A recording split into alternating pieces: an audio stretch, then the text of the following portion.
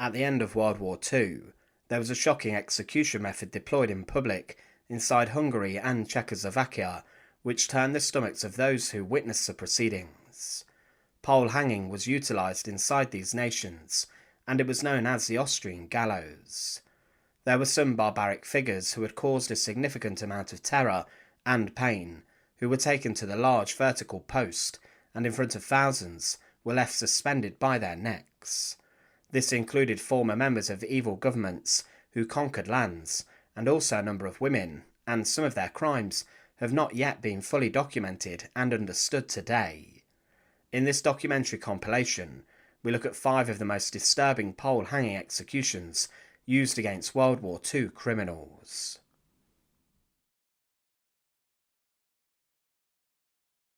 Throughout World War II, Hitler ordered his army to rampage into different lands and territories, and these were then brought to heel in terrifying and brutal occupations, which resulted in much death and bloodshed.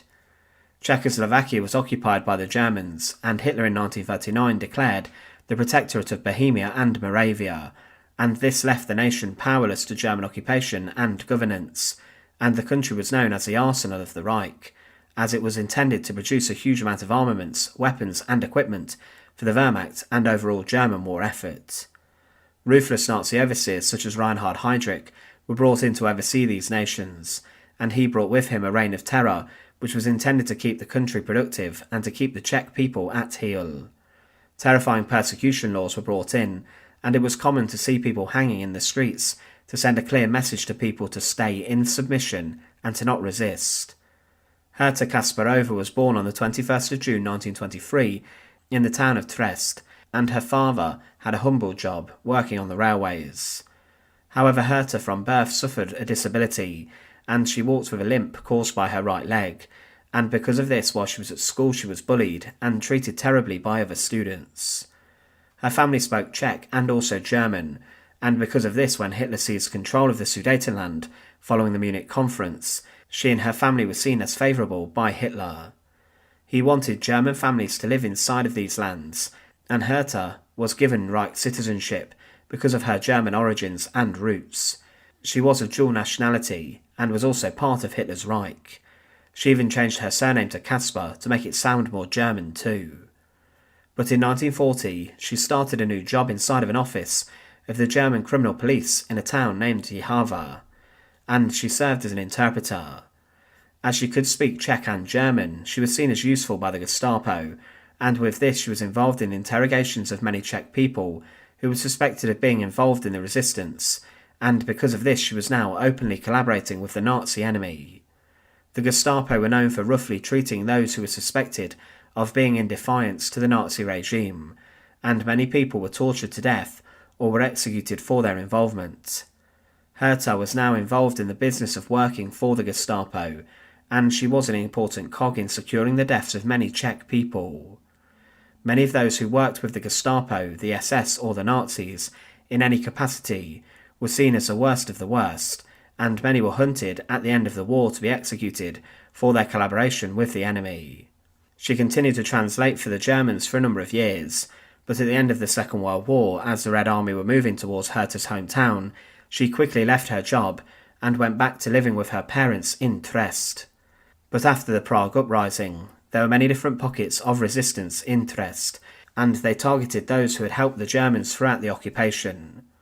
Different Wehrmacht units then arrived to free a number of imprisoned German people, and Herta Kasperova spoke to the German soldiers about the fact her house had been broken into. She even then identified a number of men and boys who had stolen items, and for this action she chose 11 people, and all of those 11 that Herta had chosen were then dragged out to the courtyard of the town hall in her hometown, and they were then executed by a firing squad alongside a number of other rebels. Amongst the executed were allegedly some of the people who bullied Herta Kasperova at school, and she got vengeance against them, utilising the German links that she had to have them shot. But the Germans also released her from her imprisonment at the hands of the rebels, and she then ran off to Austria and served in a number of jobs including working as a cook. But part of her employment saw her working for the Red Army, her enemy. However, in February 1946 she was arrested, and was then sent to Czechoslovakia to stand charges relating to being a collaborator with the Germans. She was placed on trial for the work she conducted alongside the Gestapo as an interpreter, and also as someone who was responsible for the executions of those who she had personally identified. At her trial, Herta stated that, "I know that I caused the death of several people. I acted out of revenge." She was vengeful, and she knew she would be condemned. The court confirmed her darkest fears and sentenced her to death for collaborating with the Nazis and for treason against the Czechs. Her execution, however, was one which was to be very different, and she was only one of a very few number of women who were executed by pole hanging at the end of the Second World War. Pole hanging as an execution method was common in Czechoslovakia and Hungary at the end of the war, and a number of high-ranking politicians and government officials were executed in this manner instead of using a gallows. Herta Kasperova was executed that evening after her death sentence had been given to her. She was walked outside to a meadow on the outskirts of Trieste, close to the castle. On the day before, the head of the Nazi officers inside of the town was executed in the very same way, and Herta was brought out in front of the huge crowd. The pole-hanging post was 3 meters tall and it was 60 centimeters wide. When she was led up to the post, she lost her calm composure, and Herta began to scream and shout for her life, and she even fell to the floor as her knees began to shake so much. She had to be carried to the execution post by the guards who were with her. Herta wore a short dress to her execution, and she continued to cry and scream as she was led up to the execution post. The executioners, seeing her panic, began to work quickly, but they also made sure that everything would be performed correctly and professionally. With pole hanging, it relied on a number of steps, and they fastened a leather strap around her chest, which held her in place and in position in the air on the post briefly. The executioner then secured the rope around her legs and passed it through a pulley system, as well as making sure that Herta Kasperova's arms were secured together to prevent a cleaner small drop. He then secured the noose around her neck and then checked his work before he signalled that he was ready. The hangman was stood on the step behind her post, and the sign was given to the assistant to release the drop, and he did so. The executioner guided Herta's neck with his hand and dislocated her neck, and with this she began to twitch and move side to side. But there was a problem as her head began to move significantly, and it took a number of minutes for her to be confirmed dead. A number of Czech doctors came over to her remains, and they checked for a heartbeat, but there was nothing. With this, Herta was then cut down, and she was placed inside of a cheap coffin that lay under the pole, and within the coffin, some person had even placed a number of flowers within the wooden box for her. Her remains were carried into the central cemetery in Jihlava, and she was interred alongside a number of German soldiers who had died in the local area fighting during the war. And it's interesting that she was buried in this place, as they saw her as the enemy, even in her death. The execution of Herta Kasperova was a huge event for the people in the town of Trieste, and people even brought tickets to secure the best position to see her death. It was almost like a medieval carnival, and for those inside of the Czech town, she was seen as the enemy, and someone who carried out the evils of the German army, and helped the Nazis with their persecuting work. In the translation work she completed for the Gestapo, she was complicit in the torture of many people, and her work helped the Gestapo to execute many accused of resistance. She was executed herself for the collaboration, but also for the fact she actively chose 11 men to be executed, and many of those were those people who mocked her at school. She had vengeance for this taunting in the most barbaric way, and Herta Kasperova contributed to a number of war crimes also. But her execution was a huge spectacle, and it was one of the final public executions carried out inside of Czechoslovakia.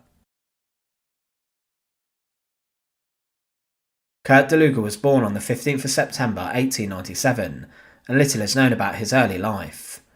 But when he was a young man, he joined the Prussian army and saw action in the First World War. He served on the Eastern Front and rose throughout the ranks quickly and became an officer, but then he was moved over to the Western Front. However, Daluege did sustain a bad injury to the shoulder and head, and it was claimed in hospital that he was 25% disabled, and at the end of the conflict he was decorated for his bravery, and then he found work as an engineer. But after his experiences in the war, Kurt Daluege then sought to join a number of political groups, as he was not happy with the post-war Germany. He joined the Upper Silesian Self-Defense and was their leader, this being a group of World War I veterans who came into conflict with Polish people, but he was also a member of the Freikorps, who were angry with the Weimar Republic government. It was around this time that Adolf Hitler then began to conduct a number of speeches for the Nazi Party, and he rose to gain more popularity. But in 1923 Daluege joined the Nazi Party officially, and he would not be put off following the failed efforts of Hitler during the Munich Putsch.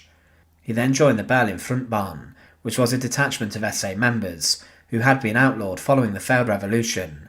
However, Daluege then rose to become the leader of the SA detachments in Berlin, after in 1926 the banning was over. He began to rub shoulders with the Nazi hierarchy, and was a deputy for Joseph Goebbels, the Gauleiter of Berlin, and was seen as a reliable official, and Hitler also valued him. He was advised to join the SS and leave the SA behind him, which was a good piece of advice, as the Night of the Long Knives would see a huge purge of the SA, with leaders such as Daluege targeted for execution. But Daluege would be involved in hostilities between the SA and the SS, and he was seen as a reliable man with inside knowledge who could help keep them in line. Daluege helped to defend Berlin's party headquarters of the Nazis, and Hitler even celebrated Daluge's efforts. He wrote in an open letter saying, "SS man, your honour is loyalty. My honour is loyalty." But he was promoted, and Heinrich Himmler was in control of the southern units of the SS, with Daluege in control of the northern units. Himmler would eventually rise to become the Reichsführer SS and the head of the group, and one of the most powerful men in Germany behind Adolf Hitler, but Daluege is much less known about. He continued to establish his power, and he became a member of the Reichstag, and also oversaw the non-political police.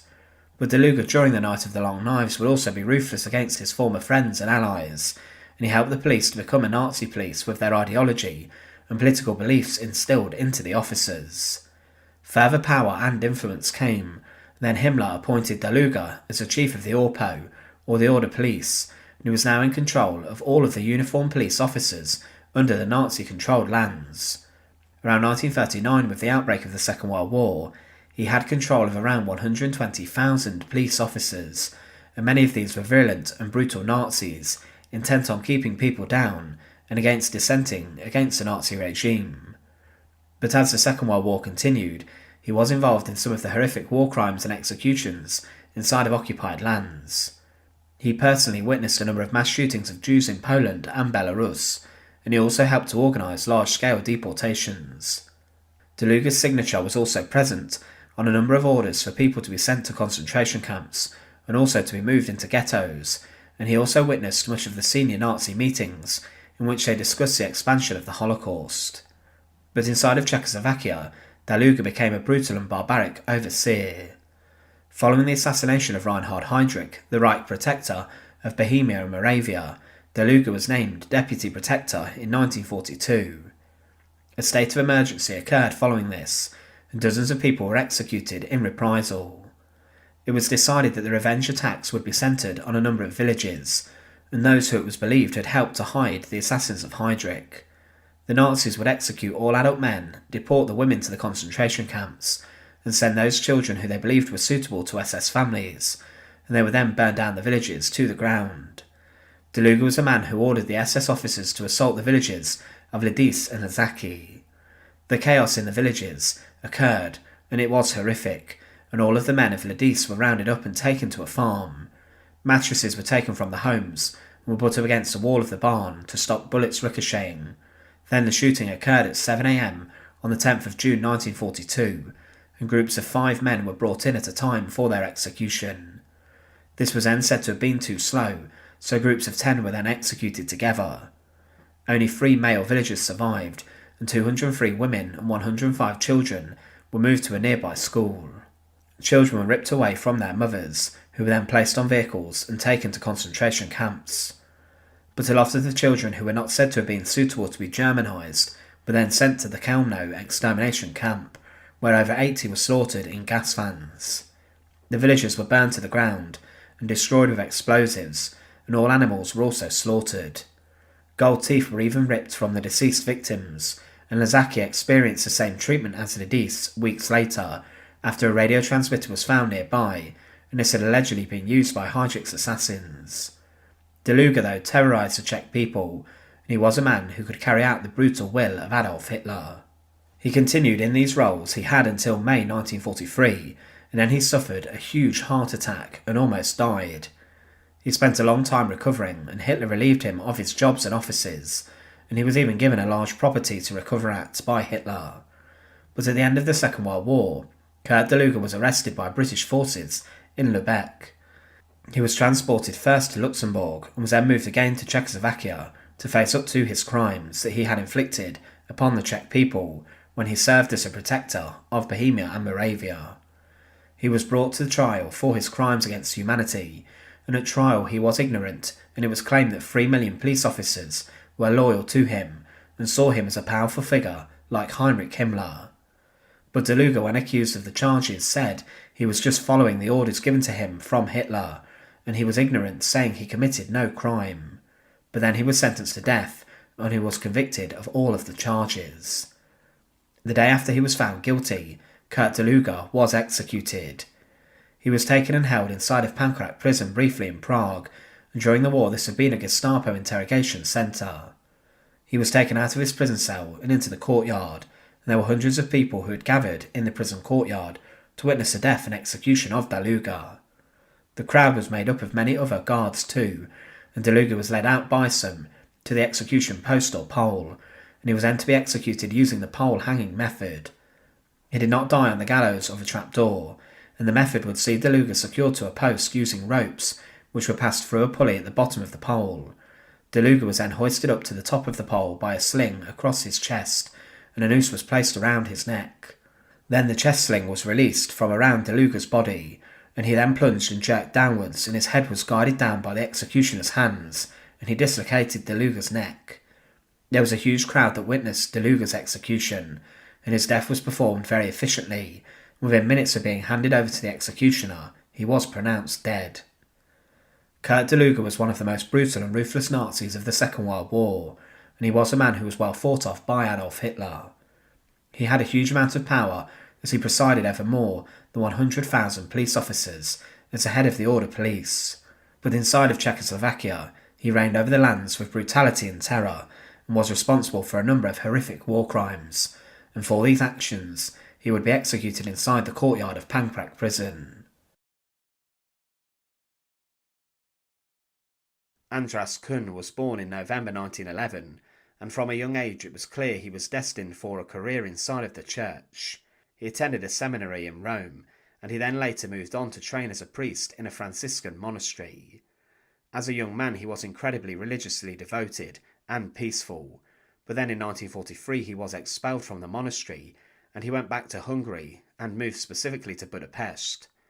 He throughout his career had given many different masses and preached a huge number of sermons, and he continued to preach inside of Hungary, but he then became politically motivated, or some would say radicalised, to the far right. In 1944, he became a full member of the pro-Nazi collaborationist Arrow Cross Party, which was a far-right ultranationalist movement led by Ferenc Szalasi. These were in government for a brief period from October 1944 to March 1945, and whilst in power they sent thousands of people to concentration camps where they were then slaughtered inside of gas chambers. The Arrow Cross beliefs and policies were similar to those of the Nazis, and they wanted to purge Hungary of specific groups of people. But before the German invasion of Hungary in March 1944, Andras Kun became more politically motivated and took an active role in this. He began to collect weapons and then distribute them to his fellow party members. He claimed that, and I quote, "The propaganda drilled into us is the belief that Jewish people lurk behind the Bolsheviks. Amidst the wildest battles, I stood with this conviction, and as they came before me, I beat them." The Arrow Cross were a puppet government, but they were helped by the Germans, and they overthrew the regent Miklos Herfi. He was forced to abdicate, and the leader of the Arrow Cross, Szalasi, was then made the leader of the nation of Hungary and the Prime Minister of the government. With this he brought in a ruthless regime, in which slaughter took place on the streets, even though the enemies of the Nazis and Arrow Cross, as in the Soviets, were technically within Hungarian lands and were fighting the Germans. Hurriedly senior Nazis such as Adolf Eichmann convinced those in government to rapidly deport their Jewish populations from Hungarian towns and cities to Auschwitz, where they were then slaughtered in gas chambers. Inside of Hungary, the collaboration between the Arrow Cross and the SS ran deep, and there were also death squads set up who slaughtered civilians. Andras Kun, the priest, became a commander of an Arrow Cross death squad in a Budapest district. He remained even when senior government officials fled, and the death squads he commanded massacred Jewish people and civilians who were in hiding. He was even seen in his priest robes and his cassock, as well as wearing his Roman collar, showing he was a priest. He also wore his Arrow Cross armband and carried a pistol. He then ordered his men, "In Christ's name, fire," as they executed and shot many in cold blood. Kun later claimed that, I quote, "I always wanted to reduce human misery and suffering. That is why I fought against them. They are the lords of capital. They were always the ones to walk on the sunny side of the street." He had a number of high-profile victims too. In January 1945, he ordered the arrest of a well-known author and his family, and Kun then personally tortured his wife and son. When they were taken to the Arrow Cross headquarters, they were stripped, tied together and beaten badly. They were then shot by a firing squad, but somehow the son managed to survive 4 bullets and then somehow get out of Hungary. The slaughter under Kun continued, and on the 12th of January 1945, his forces entered a hospital and executed 100.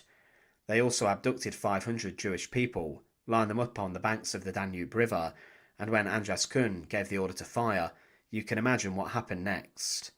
Further raids of mental hospitals and facilities took place with even more bloodshed. Budapest was eventually besieged, but Kun did not flee, and he continued to rampage and attack people. The bridges were blown to prevent people escaping, but Kun was helping Nazi war criminals to try and get out, and he continued his rampages. The Arrow Cross government, which still remained, was still fearful, and they became tired of his crimes, and he attacked buildings which were under protection, and on the 18th of January 1945, a police patrol was sent to arrest him, but he then arrested the police detachment, beat up the commanders, and locked them in his basement. This would be a last stand, and Kun was ordered to give himself up, or the building would be attacked, and he did submit. The killer priest was now in custody, and he was taken to court for trial. The National Calling to Account Department, as it was known, charged him with many crimes. Some were rather specific. One of the charges was that, on the 18th of January 1945, Lieutenant Colonel Rezo Mindak was severely beaten and later arrested, and Kun abused a section of police officers in the party house. The priest was accused of being involved in the murders of around 3,000 people, and all of this death was happening whilst the Second World War was still going on.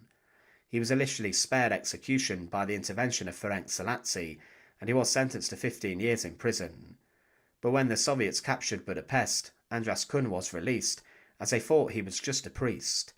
They didn't know what sort of a beast he truly was. For months Kun went on the run and tried to hide out, and he may have left the country, but for some reason he returned to Hungary. He was captured on the Italian side of the border, and was arrested on the 3rd of August 1945, and was then sent back to Budapest to yet again stand trial. This time it would not be so lenient. Andras Kun was brought out in front of the Hungarian People's Tribunal, and was tried for the murder of 500 people. It's believed his forces were responsible for more deaths, but Kun was found guilty of war crimes and crimes against humanity, and also the slaughter and massacre of innocent people throughout World War II. On the day of his execution, he was interviewed and he claimed about his sadism and beastly behaviour he exhibited that the perversion exists in a dormant state in every soul. If it did, then it was dormant in me, and I was not conscious of it. In interviews prior to his execution, he did admit that he beat people and inflicted violence, but tried to maintain that he had been sentenced to death illegally. Andras Kun, on the 19th of September 1945, was brought to Budapest for his execution. He was to be pole-hanged. This did not use a gallows, but instead a 3-metre vertical pole or post, in which a condemned was strapped to. The executioner and his assistants secured the priest to the pole, and he was then held in place by a leather strap across his middle. Ropes were passed around the top of the pole and the bottom, and they were then secured around his feet. From the top a noose was secured around Kun's neck, and then the executioners checked everything. The point of pole hanging was for the condemned to drop a short distance, and then for the executioner to attempt to snap or dislocate the neck manually. When the executioner was happy, he signalled to his assistant to release a drop, and the executioner, on a step behind the post, placed a hand under the neck of the priest, and with the drop he forced the head to the side. He then placed a white cap over Kun as he slipped away. It's not known how effective the instant execution was, but he did not move too much after the initial drop. After his execution, Andras Kun was cut down, and thousands of people had come to witness his demise and death. For them, he had terrorised people when they were very vulnerable and were suffering greatly, and he took advantage of the situation of the Second World War. He was a killer priest, which even for World War II is a rarity, and he ordered groups to massacre and slaughter wherever he went. There were many countries that fell under German occupation and Axis influence during the Second World War, and collaborated with the Nazis. On the 25th of March 1941, Yugoslavia joined the Axis alliance, and this allowed the Germans to travel through their land to Greece. But the Axis powers later partitioned Yugoslavia, and inside of the different territories, there was a huge amount of terror which was carried out. Different groups such as the Ustasha militia instigated a reign of brutality upon people and civilians, and there were widespread executions and deportations to concentration and extermination camps. Lili Böhm was just 20 years old when she was executed, and very little is actually known about her life. She, during the Second World War, joined a Jewish youth organisation known as the Young Guard in her local town of Novi Sad. But during the conflict, her part of the country was invaded by the Hungarian military and army, who were in collusion with the Nazis. There were many people who did resist, and often resistance was met with the most brutal of reprisals, and people suspected of subverting occupying forces could be tortured, sometimes even to death.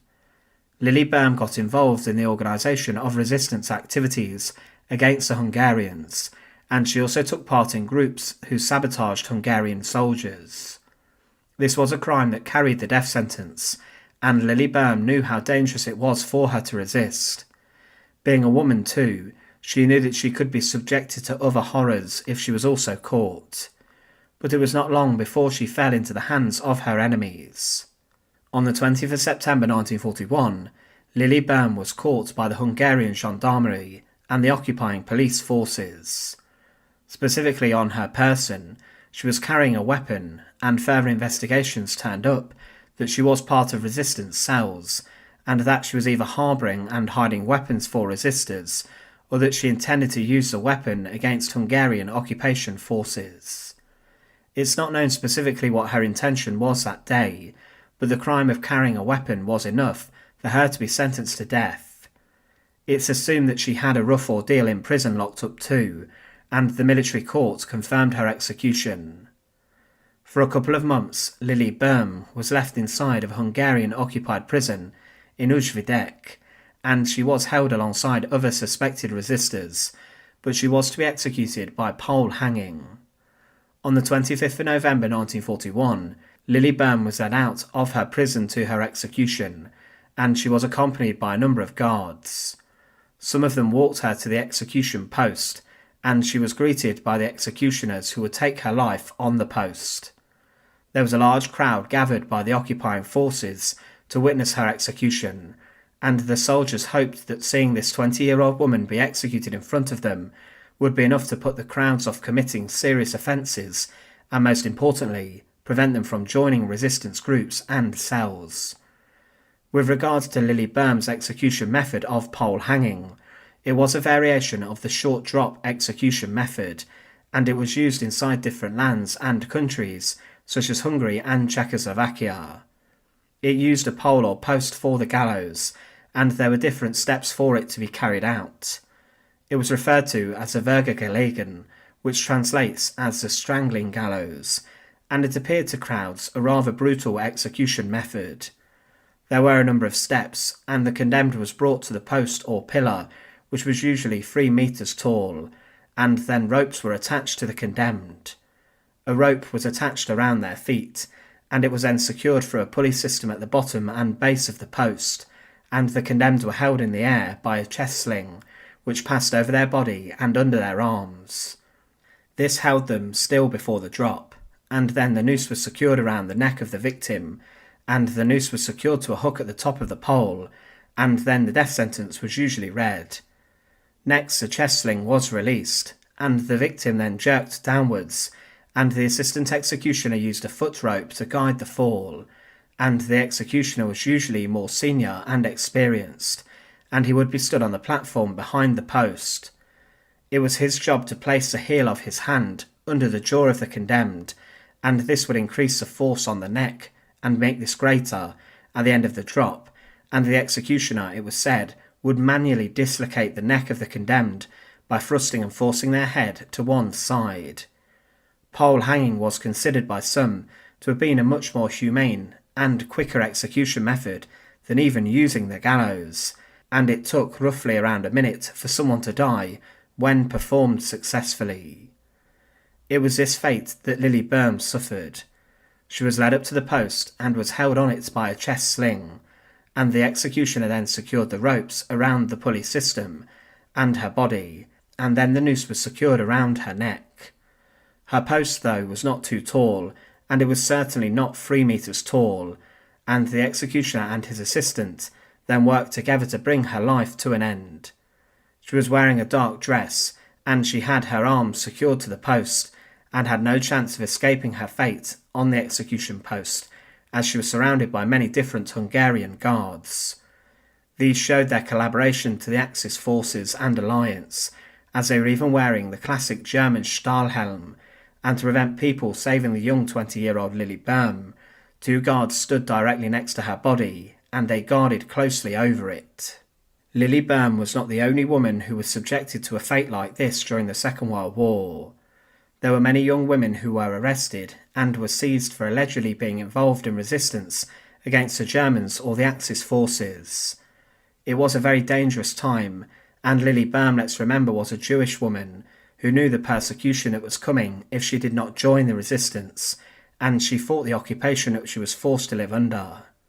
She was executed for rather flimsy reasons, carrying a weapon in public, which during a time of conflict and war was not necessarily a huge shock. She may have had this on her person for personal protection, but as she was discovered to have been part of a resistance group, the Young Guard, this was enough for her to be sent to her execution. She likely had a rough interrogation ordeal before she was sentenced to death, and her body was left on the post for a while, so that a clear message could be sent to those in the local area. This was done to deter other people from joining the resistance, and was done to make people fall into line and not take up arms against the German enemy or the Axis enemy. One of the greatest fears of the Axis forces, who rolled into many different countries during World War II, was resistance, and to them, everyone was a suspect. Lili Böhm was just a young 20-year-old woman when she was dragged to her execution on the post in front of a large crowd. There were teenagers who were executed by occupying forces during World War II, with some being hanged from trees for their suspected or confirmed resistance, and Lili Böhm's story is one which is not the most well known, and she deserves to be remembered for her actions in standing up to her enemies inside of her homelands. Heinrich Jöckel was born on the 10th of July 1898, and he had a relatively normal upbringing and school life. There was little in his early life that would allude to the fact that he would one day become a butcher and a monster. He worked at the age of 15 on a farm, helping gather the harvest, and performed other duties, but then as the First World War broke out in Europe, he was ordered to join the German army, and then go and fight on the front lines. He did see service on the battlefields of the Western Front, but a few years later, Jöckel returned to working on a farm, presumably as his expertise and manpower was needed to feed the German people back home, or to gather food which would then be sent to the soldiers who were fighting in the trenches. After the end of the First World War, the German people were forced to accept the Treaty of Versailles, the legislation that stipulated that the Germans were the main aggressors of the conflict, and that they should accept the blame and also pay a huge degree of reparation payments to rebuild France and Belgium as punishment. The Treaty of Versailles was largely hated by the Germans, and it led to a huge amount of domestic problems. The Weimar Republic, which was established, became incredibly unpopular, and paramilitary groups such as the Freikorps would rise up and would begin revolts and fights, would break out on the streets. It was in this chaos that Adolf Hitler and the Nazi Party rose to power and prominence, with people beginning to search for solutions to their problems in the form of extreme politics, and those who promised to fix the economy. The Nazis and Hitler promised to restore German and national pride, which was at an all-time low, but they guaranteed that people would have food and bread on the table, a job and disposable income to spend, all whilst the economy was experiencing the hardship of hyperinflation. Heinrich Jöckel was one of millions who flocked to join the Nazi Party, which was rebuilt and promoted following the failings of Hitler's Munich Putsch, his attempt to take control and seize power in Bavaria. Hitler intended to spring a national revolution, but Jöckel joined the party officially in 1931. Within 2 years he had become a member of the SS, a group that began as Hitler's personal bodyguard detachment, but they then, under the leadership of Heinrich Himmler, became the guards of the concentration camps, and a force who would later have the blood of millions of people on their hands. Heinrich Jöckel enjoyed life in the SS, and he was well thought of by Himmler and other leaders, and because of this he experienced a significant amount of promotion, rising to the rank of a Hauptsturmführer or captain in 1938. At some point he did go and work inside of the concentration camps, and was most probably sent to Dachau, the first that had opened, to learn how to become an efficient guard who would instigate a reign of terror upon prisoners of the camp. He saw for the first time what life was like inside of the concentration camps, and would spend more of his time inside of the camps rather than the military. He was one of many SS men who were not necessarily involved in the Waffen-SS, the combat branch of the group, but more inside of the SSTV, the Totenkopfverbände, or the Death Heads unit, the guards of the concentration camps. Jöckel continued to work at a number of different sites. These were opened as the German army during World War II made gains, and quickly inside of occupied countries, these sites of ruthless incarceration were opened. For example, Sturzhof concentration camp opened the day after the Nazis sprung their invasion of Poland, and the gates of this place opened on the 2nd of September 1939, showing that the SS had a ruthless plan to open the camp even before tanks and troops had crossed the Polish border. But inside of Czech lands, Heinrich Jöckel would really make a notorious reputation for himself. Hitler had, before the Second World War, received the Czech lands known as the Sudetenland, and these were annexed into his Reich and Empire, but he wanted to control the whole of Czechoslovakia, and he would achieve this launching an invasion, and then a Nazi puppet state was established, which was named the Protectorate of Bohemia and Moravia. Czechoslovakia was considered by the Germans the armament factory of the Reich, because of the industry within the land, and later to keep the Czech people productive, men such as Reinhard Heydrich, who became known as the Butcher of Prague, was sent to the lands to instigate a reign of terror, keeping people in submission. But the Nazis established within the Protectorate a number of concentration camps, labour camps and prisons, where many civilians found themselves locked up and held. Members of the resistance, as well as those suspected of being part of it, were sent to these prisons and sites, and many lost their heads on a guillotine within these prisons. There were also those who were targeted for persecution who were locked up. Jöckel arrived inside of the country as a commander of a group of order police men, and under his command there were 2 different labour camps established in 1939, and specifically he was given command of the Skroshowitz concentration camp. This site was part of many forced labour camps established within the Sudetenland territory, and specifically Jöckel's camp was found within a former sugar refinery. Within this site, a huge amount of slave labour was used, and a number of German officers brutalised and forced the prisoners to work incredibly hard, with Jöckel overseeing the site. After being based there for some time, Heinrich Jöckel was then moved to go and work within a Gestapo prison, which was known as a small fortress of Theresienstadt or Terezin. He arrived there in June 1940, and this camp was run by the Nazi secret police, and it had been open for some time within the small fortress, and established was a forced labour site known as Terezin. There was a lot of history within this complex, as it was actually where the man who shot Archduke Franz Ferdinand, Gavrilo Princip, died within the prison walls. Mostly held at Terezin were Czech prisoners, and the Nazis utilised the small fortress, along with many other places, because there were huge swathes of arrest of those who were being suspected of being involved in the Czech resistance. The small fortress became the largest prison inside the region, and the plan originally was for the political opponents of the Nazis to be locked up there, as well as some British prisoners of war, and those from other lands such as the Soviet Union. Throughout the time that the Gestapo operated the prison, 32,000 people, including 5,000 women, were locked up there. Executions were carried out too, with more than 250 prisoners being shot or hanged, and there were sometimes mass executions, and the final set saw 51 people being executed on the 2nd of May 1945. The living conditions at the site were truly awful, and as the war went on they got much worse. The prisoners were used in slave labour all around the region, and this continued until the end of the war.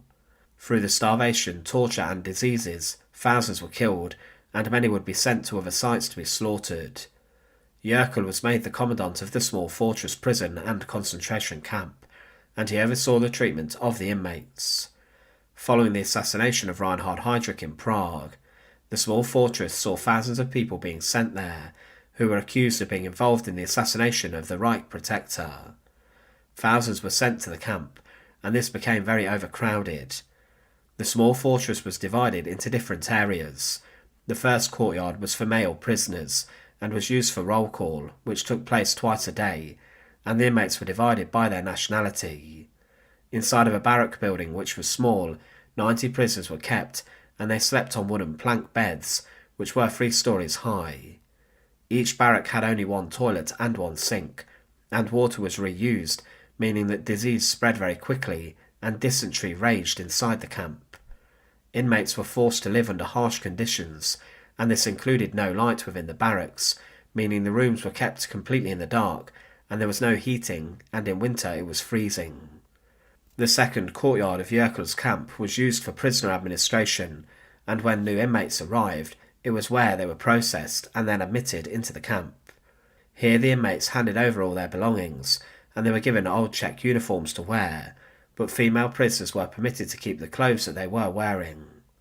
Men were also shaved bald at the camp because of the lice infestation. But quickly under Heinrich Jöckel's command, the fortress became a terrifying sight. Many who had escaped the nearby ghetto were sent there for torture and punishment, but most were murdered at the camp. There were certain cells for prisoners, which had no toilet or fresh air inside of them, and prisoners were regularly forced to witness and watch the executions of others every single day. One of the barracks was so large that 600 people were locked up inside, and they all had to sleep on the floor, but each month typhus was killing dozens because of the poor sanitation and the terrible cleanliness.